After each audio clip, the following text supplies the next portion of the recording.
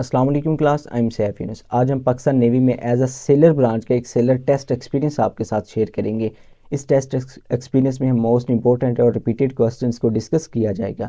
तो इन्हीं क्वेश्चंस में जो नेक्स्ट आने वाले सेलर के एग्ज़ाम है उन क्वेश्चंस में से पूछे जाएंगे। तो फर्स्ट ऑफ ऑल चलते हैं, अगर आपने हमारी ऑनलाइन क्लासेस को ज्वाइन करना है तो ऑनलाइन क्लासेस के लिए आप हमें इस व्हाट्सअप नंबर के ऊपर कॉन्टैक्ट करें, जिससे हम आपको कंप्लीट वर्बल, नॉन वर्बल और एकेडमिक के कंप्लीट PDF नोट्स प्रोवाइड किए जाएंगे, जिससे आपकी 100% कंप्लीट प्रिपरेशन हो जाएगी। उसके अलावा अगर आप हमारा फ्री व्हाट्सएप ग्रुप भी ज्वाइन करना चाहते हो तो इसका लिंक इस वीडियो के डिस्क्रिप्शन में अवेलेबल है, जहाँ पे जाके आप इसको ज्वाइन कर सकते हो। तो फर्स्ट ऑफ ऑल हम चलते हैं अब एक अपने क्वेश्चंस की जानब। तो फर्स्ट हमारे पास एक इंटेलिजेंस वर्बल का क्वेश्चन है, जिसमें हमें एक सीरीज़ दी गई और सीरीज़ में कुछ नंबर्स हैं। इन नंबर्स का हमने सीक्वेंस देखते हुए नेक्स्ट नंबर हमने फाइंड करना है। तो फर्स्ट हमारे पास क्वेश्चन है, what will be the next in the series. इस सीरीज़ में हमें कुछ नंबर है, 63 है, 3 है, 44 है, 0 और 91 है। जो नेक्स्ट नंबर है वो हमने फाइंड करने हैं। तो अगर हम देखें जो 63 है, 63 हमारे पास 2 नंबर से मिलके बने, 6 और 3 से। अगर हम 6 में से 3 माइनस कर दे तो इसका जो आंसर आएगा वो हमारे पास 3 होगा। तो then 3 will be the next number. इसी तरह हमारे पास जो आगे वाला है वो 44 है। तो 44 हमारे पास 2 नंबर हैं, 4 4 से। अगर हम 4 में से 4 माइनस कर दें तो हमारे पास जो आंसर आएगा वो होगा 0। तो 0 will be the next number. इसी तरह जो हमारे पास नेक्स्ट नंबर है वो है 91। 91 में मीन 9 में से अगर हम -1 कर दें तो हमारे पास जो नेक्स्ट नंबर बनेगा वो होगा 8। Then 8 will be right answer. Next हमारे पास है, द जज is to court as student is to. जो जज है उसका जो रिलेशन है वो कोर्ट के साथ है, जो स्टूडेंट है उसका रिलेशन किसके साथ होगा, तो उसका जो रिलेशन है वो स्कूल के साथ होगा। जैसे हमारे पास जो जज है वो कोर्ट के अंदर केसेस की हायरिंग करता है, उनका डिसीजन करता है, इस तरह जो स्टूडेंट्स हैं वो स्कूल में जाके स्टडी करते हैं। नेक्स्ट हमारे पास है, विच वन इज़ ओड। जो हमारे पास हमें कुछ ऑप्शंस दिए गए, इन ऑप्शंस में जो ओड होगा, जो डिफरेंट होगा, वो हमने फाइंड करना है। तो फर्स्ट हमारे पास है कराची है, सेकंड हमारे पास है ढाका है, थर्ड हमारे पास जो है वो काबुल है, और फोर्थ हमारे पास जो है वो दिल्ली है। अगर हम लास्ट वाले तीनों को देखें तो ये तीनों ये किसी भी कंट्री के कैपिटल्स है। जैसे हमारे पास दिल्ली है, ये इंडिया का कैपिटल है। उसके बाद हमारे पास काबुल है, ये अफ़गानिस्तान का कैपिटल है। और उसके बाद जो ढाका है ये बांग्लादेश का कैपिटल है। लेकिन हमारे पास जो कराची है ये हमारे पास ये पाकिस्तान का एक सिटी है। तो अगर हम देखें ये लास्ट वाले तीनों हैं, ये किसी भी ये एक कैपिटल फैमिली से बिलोंग करते हैं। ये जो हमारे पास कराची है ये एक सिटी फैमिली से बिलोंग करते हैं। तो जो हमारे पास ओड हुआ, जो डिफरेंट हुआ, वो हमारे पास कराची हुआ। तो Karachi is right answer. Next हमारे पास है, what will be next in the series. इस सीरीज़ में हमारे पास जो नेक्स्ट नंबर है वो हमने फाइंड करना है। तो हमारे पास फर्स्ट है 62 है, नेक्स्ट हमारे 3 है, आगे 84 है, नेक्स्ट हमारे पास 2 है और 93 है। अगर हम देखें हमारे पास 62 है, अगर 62 हमारे पास 2 नंबर से मिलके बना है, 6 और 2 से। अगर हम 6 को डिवाइड कर दें 2 पे, 2 2 3 ज़ा 6, तो हमारे पास जो आंसर है वो 3 है। 3 will be the next number. आगे हमारे पास है 84। 84 हमारे पास है 8 और 4 से। अगर हम 8 को डिवाइड कर दें 4 के ऊपर, तो 4 1 ज़ा 4, 4 2 ज़ा 8, तो हमारे पास जो आंसर है वो 2 आया है। 2 will be the next number. इसी तरह हमारे पास है 93। अगर हम 9 को डिवाइड कर दें अगर हम 3 के ऊपर, तो 3 1 ज़ा 3, 3 3 ज़ा 9, तो हमारे पास जो नेक्स्ट नंबर आएगा वो क्या होगा, 3 होगा। तो 3 will be right answer. Next हमारे पास है, which one is odd from the rest. हमें कुछ ऑप्शंस दिए गए, इन ऑप्शंस में जो डिफरेंट होगा वो हमने फाइंड करना है। फर्स्ट हमारे पास है टॉल है, सेकंड ह्यूज है, थर्ड हमारे पास थिन है और फोर्थ हमारे पास शार्प है। अगर हम ये फर्स्ट तीनों देखें तो ये तीनों हमें किसी भी चीज़ की, थिंग की मेजरमेंट के बारे में बताते हैं कि वो कोई चीज़ है वो टॉल है, वो ह्यूज है, वो थिन है। लेकिन जो ये हमारे पास शार्प है, ये हमें किसी भी चीज़ की क्वालिटी के बारे में हमें बताता है, और ये हमें किसी चीज़ की मेजरमेंट के बारे में बताता है।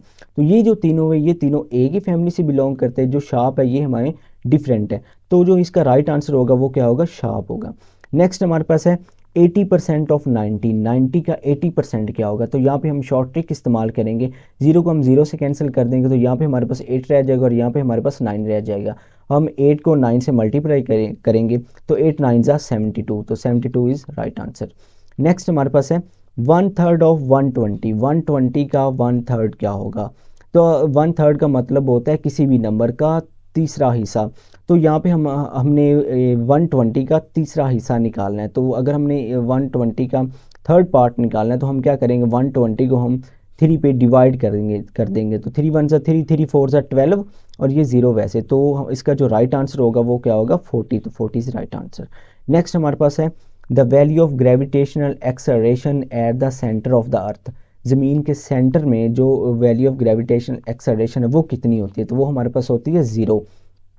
अगर हम देखें तो ये हमारे पास अर्थ की एक एलिप्टिकल शेप है, इस एलिप्टिकल शेप में ये हमारे पास सेंटर ऑफ अर्थ है। अगर हम सेंटर ऑफ अर्थ के ऊपर कोई बॉडी अगर हम लाइज कर दे, कोई बॉडी लाइज करती है, तो इस बॉडी के ऊपर जितना मैस ऑफ अर्थ इस बॉडी के अपर साइड पे, उतना मैस ऑफ अर्थ इस बॉडी के लोअर साइड पे है। जितना मैस ऑफ अर्थ इस बॉडी के राइट साइड पे है, उतना मैस ऑफ अर्थ इस बॉडी के लेफ्ट साइड पे है।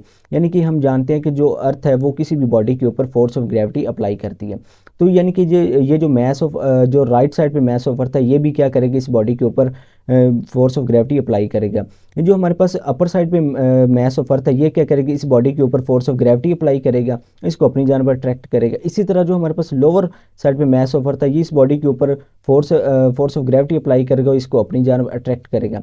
इसी तरह जो राइट साइड पे हमारे पास मैस ऑफ अर्थ है, ये इसको अपनी जानब अट्रैक्ट करेगा, और जो लेफ्ट साइड पे है ये इसको अपनी तरफ अट्रैक्ट करेगा। तो इसी तरह हमारे पास ये जो ये हमारे पास जो बॉडी है, बॉडी को चारों तरफ से फोर्स ऑफ ग्रेविटी से अट्रैक्ट किया जा रहा है। तो इसी तरह ये जो फोर्सेज होंगी, ये फोर्सेज एक दूसरे के इफेक्ट को कैंसिल आउट कर देंगी। यानी कि जो अपर साइड वाली फोर्स ऑफ ग्रेविटी है, ये डाउन साइड वाली फोर्स ऑफ ग्रेविटी के इफेक्ट को कैंसिल कर देगी।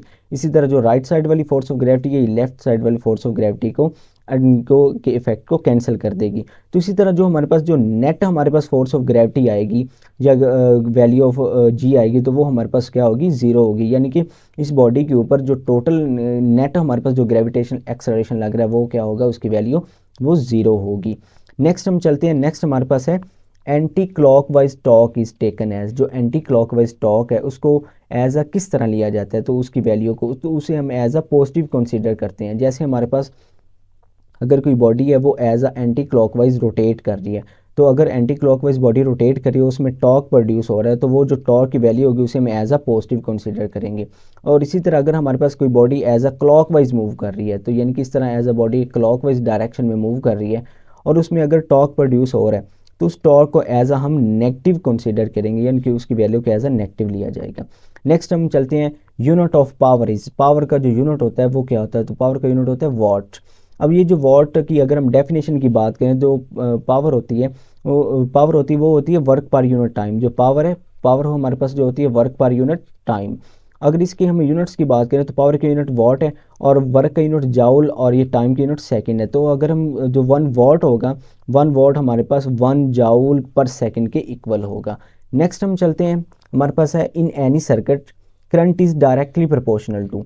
जो किसी भी सर्किट में अगर हमारे पास करंट है वो किसके डायरेक्टली प्रोपोर्शनल होता है, तो वो हमारे पास होता है वोल्टेज के डायरेक्टली प्रोपोर्शनल। मीन अगर आप बैटरी से जितना वोल्टेज देंगे उतना ही उस सर्किट के अंदर करंट प्रोड्यूस होगा।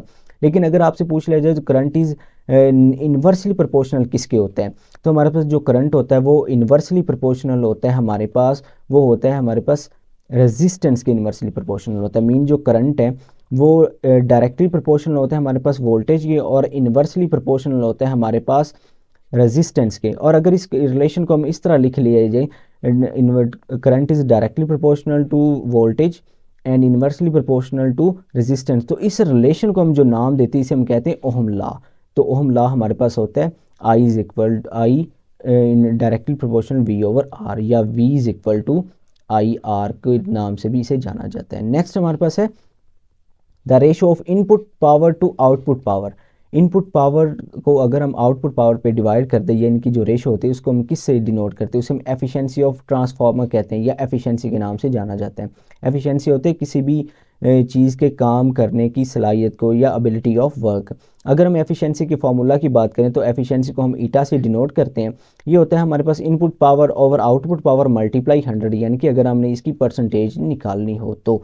नेक्स्ट हम चलते हैं, नेक्स्ट हमारे पास है एन एटम और group of atoms having positive charge on it's is called. अगर हमारे पास कोई एटम है या नंबर ऑफ एटम्स है और उनके ऊपर एक पॉजिटिव चार्ज है, तो उसे हम क्या कहते हैं, तो उसे हम एज अ कैटाइन कहते हैं। जैसे हमारे पास ये एक सोडियम है, सोडियम के वैलेंस शेल में हमारे पास एक इलेक्ट्रॉन है, अगर ये एक इलेक्ट्रॉन रिमूव कर दे या लॉस कर दे, तो तब हमारे पास इसके ऊपर एक पॉजिटिव चार्ज आ जाएगा इस तरह, यानी कि Na+ का एक चार्ज आएगा। यानी कि अगर किसी के एटम के ऊपर इस तरह का एक चार्ज आ जाए, तो इसे हम क्या कहते हैं, इसे हम कैटाइन कहते हैं। लेकिन अगर हमारे पास एटम के ऊपर एक नेगेटिव चार्ज आए तो उसे हम क्या कहते हैं, उसे हम एनाइन कहते हैं। और एनाइन जो हमारे पास होता है, ये हमारे पास अगर ये हमारे पास क्लोरीन है और क्लोरीन के वैलेंस शेल में हमारे पास 7 इलेक्ट्रॉन्स हैं।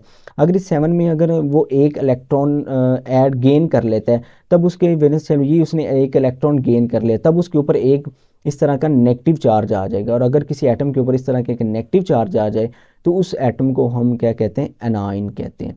नेक्स्ट हम चलते हैं, नेक्स्ट हमारे पास है वैल्यू ऑफ प्लांक्स कांस्टेंट। इस जो प्लांक्स कांस्टेंट है उसकी वैल्यू क्या होगी, तो उसकी वैल्यू हमारे पास है 6.62 मल्टीप्लाई 10⁻34 जाउल सेकेंड, और इसको हम स्मॉल h से डिनोट करते हैं, यानी कि 6.62 मल्टीप्लाई 10⁻34 यानी 34 10 की पावर में। नेक्स्ट हमारे पास है total number of naturally occur elements are. जो पीरियोडिक टेबल में जो total number of naturally occur elements हैं वो कितने हैं, तो वो हमारे पास है 94 है या 98 है। पहले हम हमारे पास 92 भी हम लिखते थे, लेकिन अब जो रिसेंटली हमारे पास है वो 94 या 98 है। तो अगर आपसे ऑप्शन आ जाए 94 का ऑप्शन आ जाए तो आपने 94 लगा देना, अगर 98 का ऑप्शन आप में आ जाए क्वेश्चंस में आ जाए तो आपने 98 लगाना है। नेक्स्ट हमारे पास है which particle revolves around the nucleus. कौन से पार्टिकल्स न्यूक्लियस के अराउंड रिवॉल्व करते हैं, तो उन्हें हम कहते हैं इलेक्ट्रॉन्स। अगर हम देखें एटम में हमारे पास एक होता है न्यूक्लियस।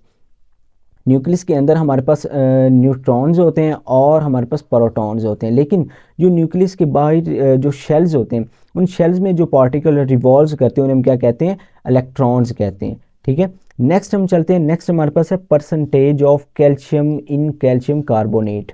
कैल्शियम कार्बोनेट के अंदर जो कैल्शियम की परसेंटेज है वो कितनी होती है, वो हमारे पास होती है 40%।